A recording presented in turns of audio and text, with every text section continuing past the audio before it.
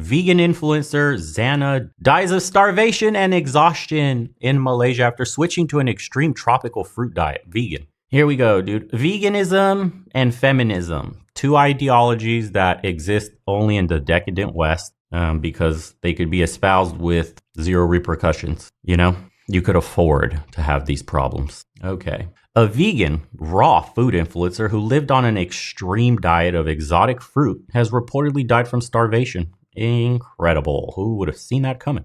Xana Samsonova, originally from Russia and known as Xana Dart on social media, has been on a raw plant diet for 10 years. Look at that. 10 years she's been doing this to her poor body, and it finally gave out. That consisted of fruits, sunflower seed sprouts, fruit smoothies, and juices. There were also periods where the 39-year-old would practice by dry fasting, where she would refuse to eat or drink anything for days. That just sounds like an eating disorder. And she looks, yeah, poor thing. This looks like an eating disorder. I mean, when you look at her arms, nothing about this looks healthy. This is an emaciated person. I don't care what you say. First world problems, I'm telling you. Miss Samsonova, who hadn't drunk water for more than 6 years, and instead replaced it with fruit and vegetable juice, died on July 21st in Malaysia. The influencer had over 10,000 Instagram followers. What the hell? So all you need now is 10,000 followers and you're an influencer? What are we doing with the world today? Had been traveling across Asia for the past 17 years, reportedly died from a cholera-like infection that was exacerbated by her extreme restrictive eating, her mother told Russian newspapers. So she got a cholera-like infection, and because her diet and her body was so deteriorated from her lifestyle choices of trying to eat like a fucking herbivore, she passed away from something she probably would have survived and she had a normal diet. Ms. Samsonova's official cause of death has not been determined as her family tried to get her body back to Russia amid bureaucratic delays. Bureaucratic delays. Poor thing, look at her. Is that a vegan burger? Sheesh. The food blogger's mother told news outlets that she was supposed to fly home to Kazan on the day of her death. Vera did not approve of her daughter's extreme diet and tried to convince her to introduce more balanced eating habits, but she refused. This woman moved from veganism to a purely raw food diet consisting of vegetables and fruit, with the influencer sharing what she described as healthy recipes on her Instagram profile. See, and this is the most dangerous part of all this. So she had 10K followers, apparently. How many millions of people saw that trash diet? How many people got influenced by said influencer to eat this trash diet? How many people are currently undergoing health issues or deteriorating in some manner health-wise because they believe in this raw vegan bullshit or vegan bullshit in general? The influencer, who appeared increasingly emaciated in her social media videos as time went on, would post footage of her eating lunch, which consisted of a whole melon and carrot juice at times. What the hell, dude? In another video, she told her followers how she was having cherry tomatoes and avocado juice for lunch. What? Despite the fact that I could cook fancy raw dishes, I eat very simply myself. My food is simple. No oil, no salt, no dehydrated foods, and no protein. What the hell? She wrote in a post today, "For lunch, I have delicious avocado kefir." What the hell? Sweet cherry tomatoes and ripe avocado. Bon appetit. All right.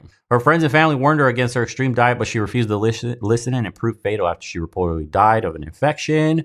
Her friend, who she met in Thailand, told Russian outlets it was scary to look at her. To be honest, her hands were like those of my 12-year-old sister, thin. Another friend said they saw her a few months ago in Sri Lanka looking exhausted. They sent her home to seek treatment. However, she ran away again.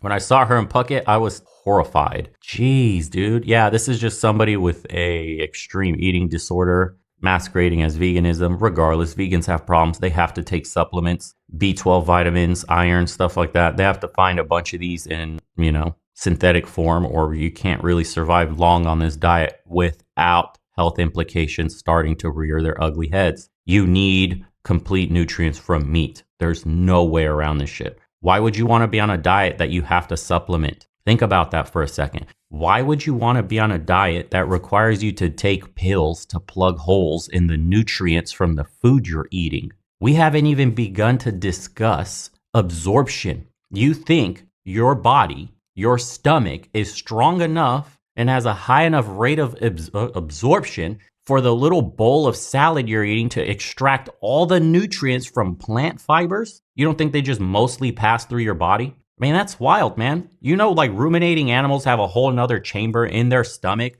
that's filled with rocks that they eat from the ground, pebbles and stuff that helps them digest all the plant fibers. an extra chamber. We don't have an extra chamber in our stomach to help us extract more nutrients from already nutrient deficient plant foods. Like nothing will ever replace a liver, an egg. Like if you eat liver and eggs every week, you got your multivitamin times 100 right there. Your body literally has everything it could possibly need in liver and eggs. Then introduce fruits, introduce some veggies if you want that, muscle meats, and you're good to go. I lived one floor above her, and every day I feared finding her lifeless body. Jeez. Yeah, I don't know where on the internet, what kind of hole she found, but it says she went on to bizarrely claim, I began to cure myself with dry fasting since for a long time I've been practicing this method as I can cure all ailments. So her reason for doing this was, I was in a category of people who wasn't afraid to get infected with viruses and ignored all precautions because over the past 10 years on raw plant-based diets, I was in perfect health and didn't even get the usual seasonal cold. Ironically, she says she still got sick with COVID and was in bed for 10 days. In bed for 10 days. Right. And then you cured yourself with dry fasting, eh?